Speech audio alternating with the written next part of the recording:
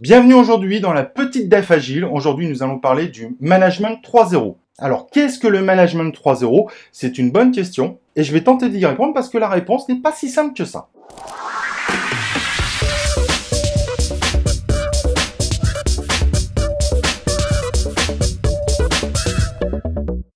Alors, à la base, Management 3.0, c'est tout simplement un livre écrit par Jürgen Appelo qui explique que c'est la troisième génération de managers que nous rencontrons dans le domaine de l'entreprise. Alors, ce terme est carrément devenu un mouvement. Il y a des gens qui disent « Ah, bah moi, je vais faire en sorte que vous deveniez des managers 3.0 ». En réalité, c'est surtout pour dire des managers agiles avec un petit lot de pratiques qui ont été réalisées par Jürgen Appelo plus tard dans un autre livre. Alors, si on parle de Management 3.0, c'est que Jürgen, en fait, parle de Management 1.0 et 2.0. Et donc, le Management 1.0, c'est une vision tayloriste du management. C'était la période où les managers faisaient du command and control. Le manager disait, les gens s'exécutaient. On était dans une période où les collaborateurs étaient motivés par l'argent et où à chaque fois qu'on grimpait d'un étage au niveau du management, c'était de monter dans la classe sociale et donc de bien réussir sa vie. Ensuite, à partir des années 2000, on a commencé à voir émerger un nouveau style de management. Ça voulait pas dire qu'il n'existait pas avant, mais il n'était pas du tout populaire. Donc, on considérera que c'est le management 2.0. C'est celle qui dit que les managers commençaient à faire plus participer leurs collaborateurs sur la vision.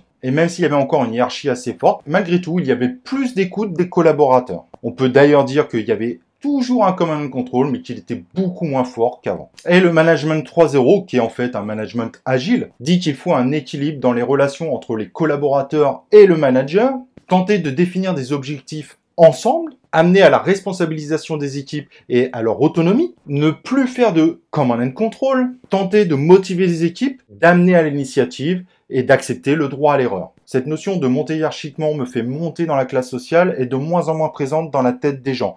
Donc, on ne peut plus forcer les gens à vouloir grimper. Il y a des gens qui ne veulent plus. Et c'est pour ça que le management agile, sans parler du management 3.0, devient de plus en plus important dans les entreprises. Les entreprises qui ont encore du management command and control, surtout dans le monde de l'IT, vivent un turnover incroyable et qui est vraiment pas au service de l'entreprise. Voilà, nous irons plus loin sur le sujet dans d'autres vidéos. Et si jamais vous avez encore des questions autour du management 3.0, n'hésitez pas à utiliser la zone commentaire en bas, ça me fera un plaisir d'y répondre. Et comme à chaque fois, cet épisode est terminé, mais j'espère qu'on se retrouvera dans un prochain épisode de La Minute Agile.